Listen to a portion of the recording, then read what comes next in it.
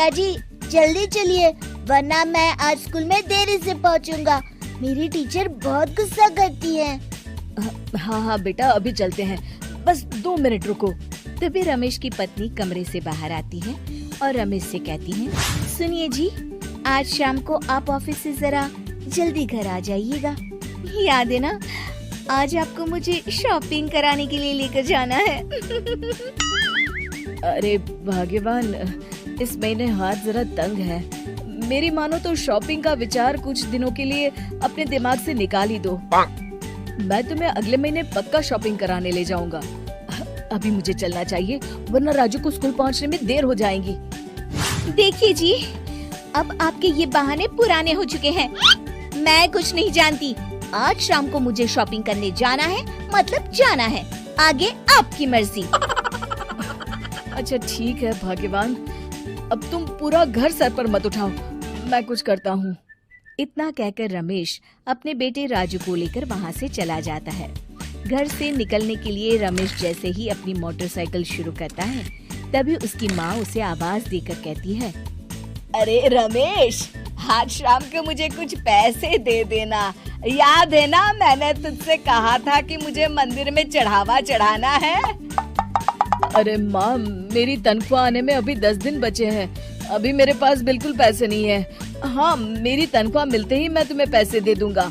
रमेश की माँ चिढ़कर कहती है, अरे तेरा दिमाग तो खराब नहीं हो गया? मैंने तेरे भरोसे मंदिर के पुजारी जी से वादा कर दिया है और तू कह रहा है कि पैसे नहीं है। अब मैं पुजारी जी को क्या जवाब दूंगी? तुझे तो मेरी इज्जत की भी कुछ परवाह नहीं है। अच्छा ठीक है माँ, अब तुम गुस्सा मत करो, मैं शाम तक कुछ इंतजाम करता हूँ। इतना कहकर रमेश वहाँ से चला जाता है। फिर दोपहर को जब रमेश अपने दफ्तर में बैठा होता है, तब उसे अपनी पत्नी और माँ की बातें याद आती है। रमेश अपने दफ्तर के एक साथी मोहन से कुछ रुपए उधार मांगता है। अरे भाई मोहन, मेरा एक छोटा सा काम कर दो, मुझे कुछ रुपयों की सख्त जरूरत है। मुझे कुछ दिनों के लिए क्या तुम रुपए उधार दे सकते हो? अरे रमेश भाई, मैं तुम्हें पैसे उधार तो दे सकता हूँ, लेकिन मुझे वक्त पर पैसे लौटा देना। वैसे भी मेरा मानना है कि दोस्ती यारी में कभी पैसों का व्यवहार नहीं करना चाहिए। ये कहावत तो तुमने सुनी ही होगी कि उधार प्रेम की कैंची है। मैं नहीं चाहता कि पैसों को लेकर हमारा रिश्ता खराब हो। अरे मोहन, तुम बिल्कुल चिंता मत करो, मैं तुम्हारे पैसे वक्त पर लौटा दूंगा।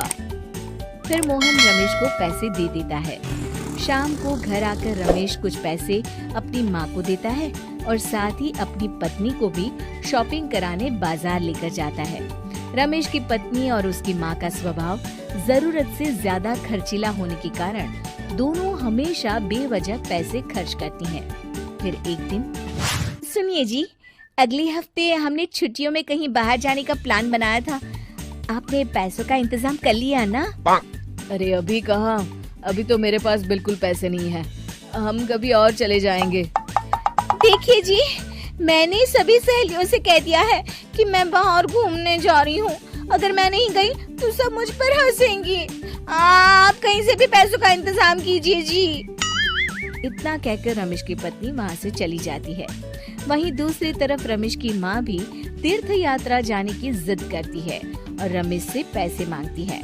फिर अगले दिन रमेश एक सेठ से पैसे उधार लेकर अपनी पत्नी और बेटे को घुमाने ले जाता है और अपनी माँ को भी तीर्थ यात्रा पर भेज देता है। लेकिन जैसे ही रमेश अपनी छुट्टियाँ बिताकर वापस आता है, कर्जदार उसका जीना मुश्किल कर देते हैं। इतना ज्यादा कर्ज एक साथ अपने ऊपर देख रमेश काफी परेशान रहने लगता है। फिर एक दिन राजू की स्कूल की फीस वक्त पर न भर पाने के कारण रमेश को स्कूल में बुलाया जाता है। स्कूल के प्रिंसिपल साहब रमेश को सख्त हिदायत देते हैं कि अगर वक्त पर स्कूल की फीस नहीं भरी गई तो उनके बेटे का नाम स्कूल से काट दिया जाएगा। अपने बेटे की स्कूल की फीस भरने के लिए रमेश अपने दोस्त गिरधारी से कुछ पैसे उधार ले लेता है और स्कूल की फीस भर देता है।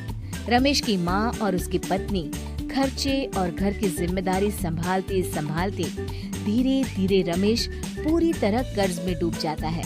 और तभी एक दिन दफ्तर में काम करते समय रमेश की तबीयत अचानक बिगड़ जाती है। और वो बेहोश होकर गिर पड़ता है। उसे जल्दी से पास के एक अस्पताल में भर्ती कराया जाता है। रमेश के घर वालों को ये बात पता चल जाती है तो वे सभी अस्पताल पहुंचते हैं। अस्पताल के डॉक्टर साहब उन्हें बताते हैं, देखिए, देर रात तक जागने और जरूरत से ज्यादा काम करने की वजह से इन्हें चक्कर आ गया था। बेहतर यही होगा कि इन्हें कुछ दिनों के लिए पूरी तरह आराम करने दिया जाए। रमेश की हालत देखकर उसके बेटे राजू को बहुत गुस्सा आता है और वो अपनी दादी और माँ से कहता है, माँ, दादी, मैं इतना छोटा हूँ, फिर भी मैं इतना समझता हूँ कि पिताजी दिन रात दफ्तर में काम करके पैसे कमाते हैं। पिताजी अकेला पूरा घर संभालते हैं और आप दोनों अपने फिजूल के खर्चों के लिए उन पर दबाव डालते रहते हैं।